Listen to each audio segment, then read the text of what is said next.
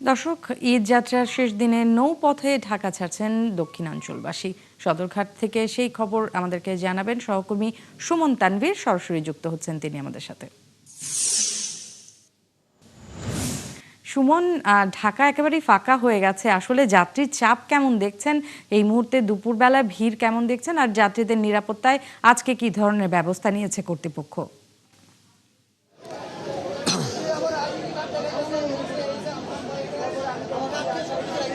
Nancy, আপনি কিন্তু জানেন আসলে পদ্মা সেতু উদ্বোধনের পর থেকেই এই সদরঘাট লঞ্চ টার্মিনালে যারা আসলে লঞ্চের ব্যবসাটি করেন তাদের একমাত্র প্রত্যাশার ব্যবসার সময়কাল অর্থাৎ সিজনটাই কিন্তু এই ঈদ সিজন। সো আসলে যাত্রীর প্রত্যাশার কিন্তু শেষ নেই। আমরা যদি আমাদের দৃষ্টিতে বলি, সকাল থেকে আমরা সদরঘাট লঞ্চ টার্মিনালে আছি।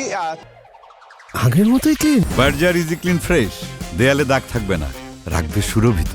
তুলনা বিচারে গত কয়েকদিনের তুলনায় আজকে খুব স্বাভাবিকভাবেই যাত্রীর চাপ কম, কিন্তু সেই যাত্রীর সংখ্যাকে কিন্তু কোনোভাবে আসলে কম বলা যায় না। আমরা দেখেছিলাম সকাল 7টায় যেমন অনেক বেশ ভালো সংখ্যায় যাত্রী এসেছিল, এবং আমরা সকাল থেকে প্রায় 11টা পর্যন্ত আমরা দেখেছি প্রায় 16টি লঞ্চ সদরঘাট লঞ্চ টার্মিনাল থেকে দেশের বিভিন্ন গন্তব্যে ছেড়ে যায়, এবং তারপরে আস্তে আস্তে যে লঞ্চগুলো ছেড়েছিল আমরা 11টার পরেই কিছু অসামঞ্জস্য দেখি। বিশেষ করে বিলম্বে লঞ্চ ছাড়া নিয়ে আসলে যাত্রীদের সঙ্গে বাকবিতণ্ডায় জড়াতে দেখেছি আমরা। যারা লঞ্চের স্টাফ আছেন এমনকি তারা কিন্তু হাতাহাতি পর্যায় পর্যন্ত চলে গিয়েছিল, যেটি আসলে বিআইডব্লিউটি এর যারা সদস্যরা আছেন তারা এসে বিষয়টি আসলে সমাধান করেছেন। এবং সেই বিষয়গুলো আমরা কিছু যাত্রীর সঙ্গে একটু কথা বলি। ভাই, একটু আসবেন তো, আপনি একটু বলেন তো কি সমস্যা হয়েছে আপনার? আমার সমস্যা হয়েছে, আমি রবলব লঞ্চে আছি বিদেশ যাওয়ার জন্য। তো আমাকে আটকিয়া আমার সবকিছু রাইকা দিতে চাইছে। তো একটা বড় ভাই আমাকে হেল্প করছে, অনেকে আলহামদুলিল্লাহ। কিন্তু লঞ্চ কর্তৃপক্ষর কোনো দায়িত্ববোধ নাই। আটকে সব রেখে দিতে চাইছে মানে কেন?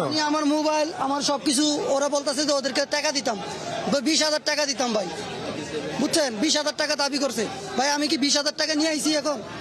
এখন শুনছিলেন আসলে এই ধরনের ঘটনা কিন্তু এর আগে আমরা যে 2-3 দিন হলো কাজ করছে আমরা শুনিনি, এবং তিনি আইন শৃঙ্খলা বাহিনীর যারা আছেন তাদের কাছে অভিযোগ দিয়েছেন, এবং তারা সেই লঞ্চটিতে গিয়ে নিশ্চয়ই বিষয়টি খতিয়ে দেখবেন। তবে সকালে যে অভিযোগগুলো আমরা শুনছিলাম, বিশেষ করে আসলে বিলম্বে লঞ্চ ছাড়ার অভিযোগ, সেই অভিযোগগুলো নিয়ে বিআইডব্লিউটি যেমন বিআইডব্লিউটি যেমন কাজ করেছে, সেই সঙ্গে আমরা নৌ পরিবহন প্রতিমন্ত্রী যিনি আছেন তিনিও আসলে এসেছিলেন, এবং তিনি এসেও কিন্তু এই বিষয়গুলো তিনি তদারকি করেছেন, এবং যে যে সমস্যা তিনি পেয়েছেন সেগুলো সমাধানের কিন্তু তিনি তার জায়গা থেকে দিক নির্দেশনা দিয়ে গেছেন, এবং এখন সুষ্ঠুভাবে এবং সঠিক টাইমেই কিন্তু আসলে লঞ্চগুলো সদরঘাট থেকে ছেড়ে যাচ্ছে। সেটা নিশ্চয়ই আসার কথা এবং ভালো লাগার সংবাদ। আপনাকে ধন্যবাদ তানভীর। দর্শক, তানভীর সুমন আমাদেরকে জানাচ্ছিলেন নৌপথের খবরাখবর এবং লঞ্চ টার্মিনাল থেকে যে লঞ্চ ছেড়ে যাওয়ার আপডেট, সেই কথা।